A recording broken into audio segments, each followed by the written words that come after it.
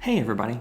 Rather than do the same old tired song and dance about how effed we are, I felt like doing something a little different today.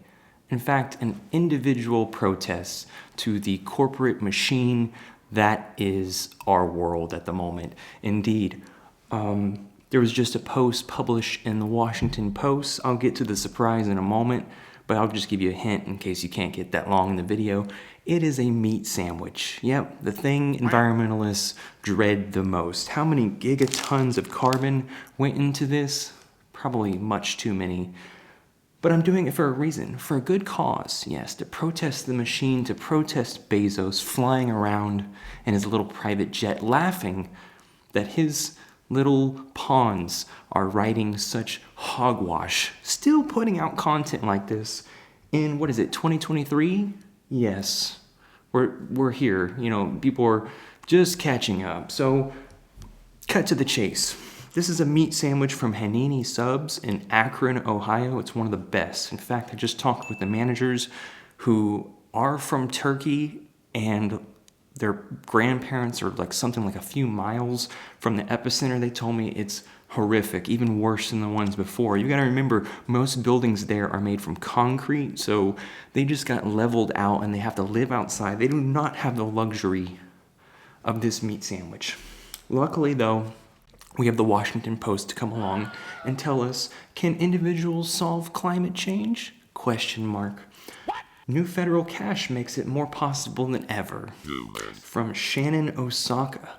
The sub-headline is, almost a third of Inflation Reduction Act's climate benefits in the coming decades stem from individual actions. I really wanted to eat this meat sandwich for you today. So, almost 10 years ago, a solo researcher published a jaw-dropping statistic that changed how many people thought about climate change. Just 90 large companies, he determined, released almost two-thirds of all greenhouse gases between 1751 and 2010.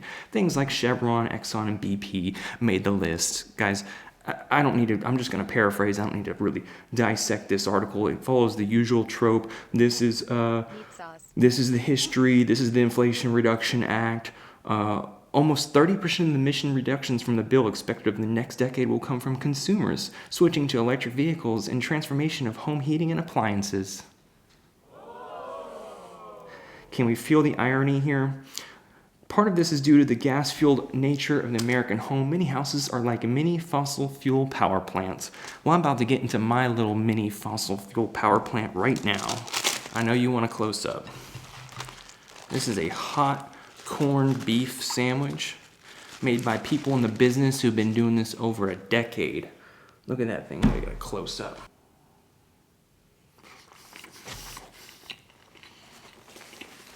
You can feel the carbon coming out in my mouth. It's to die for. If you're alive, you try this, okay? Let's get back to this great Greenwashing, quasi-responsibility shifting article. Is there a word for that yet?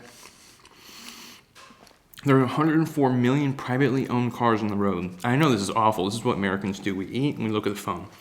We consume. Consumer.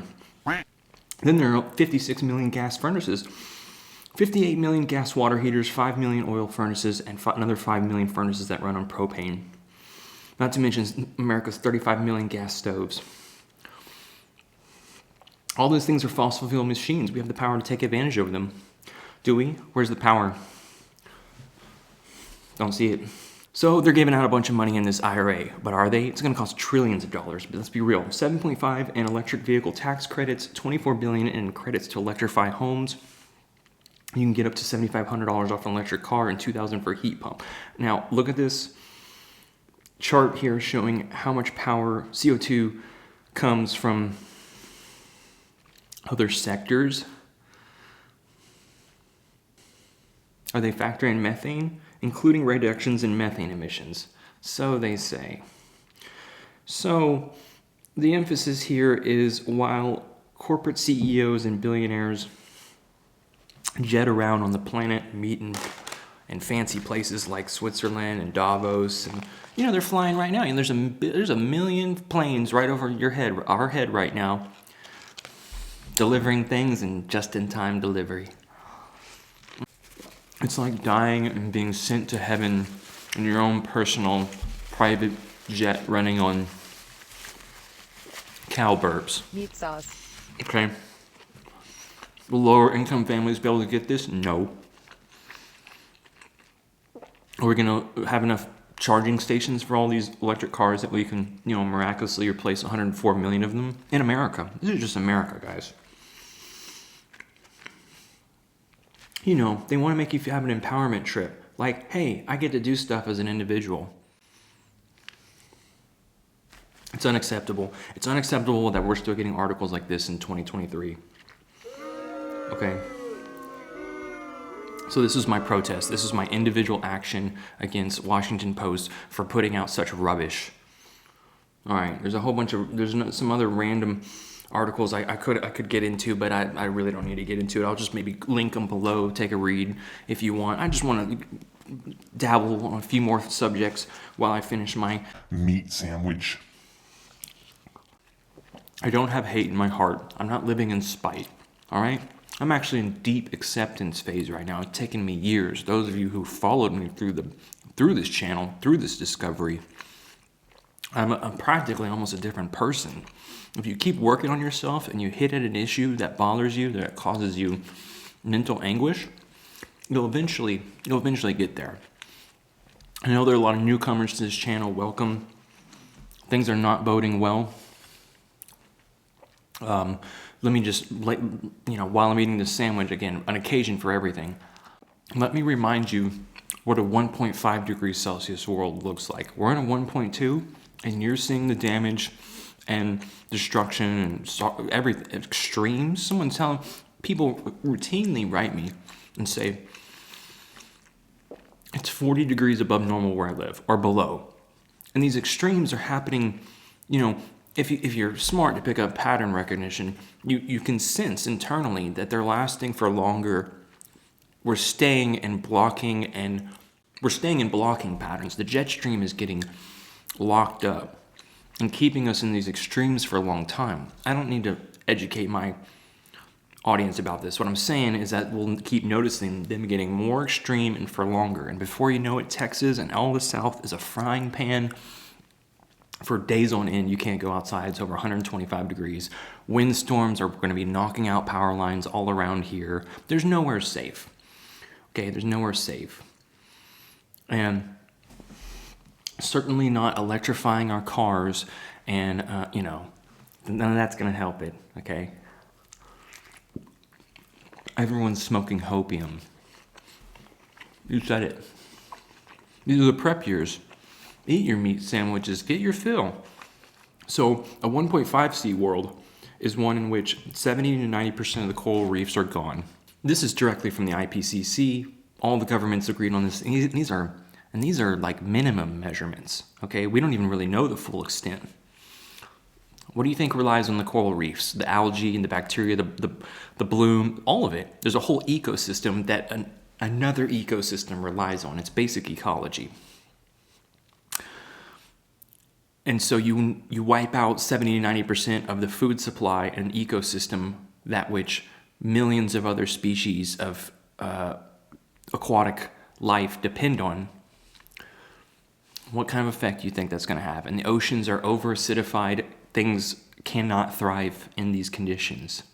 Animals cannot adapt in the time. Mammals and aquatic sea creatures, crustaceans, they can't adapt. Okay, all right, I've said enough about that. Coral reefs gone. Heat waves, which were once common now every year, will be 8.6 times more likely. The climate casino, that's what it's called. So there's more moisture in the atmosphere, which means more increased storms are going to be out of control, like Hurricane 5 minimum every year. I'm sorry if you live in the South. I'm sorry. You want to get out now because also the melting, they say by 2100 when we reach 1.5, but we'll already be stabilized on 1.5 by the end of this decade on statistical, like if we're agreeing all on the same baseline. And that means a 3 to 4 feet sea rise. Okay, 1 to 3 feet, they say, sea rise. And this is all just the USA. This is just the USA. 4 million people live on the coast. they're flooded. They gotta move inwards. Where do they go?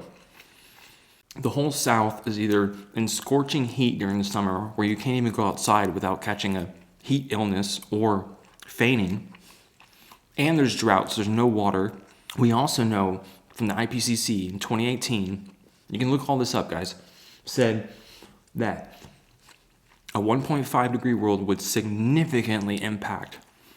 In fact, I have a graph for that somewhere. I'll try to put that up. Would significantly impact our ability to grow major staple grains.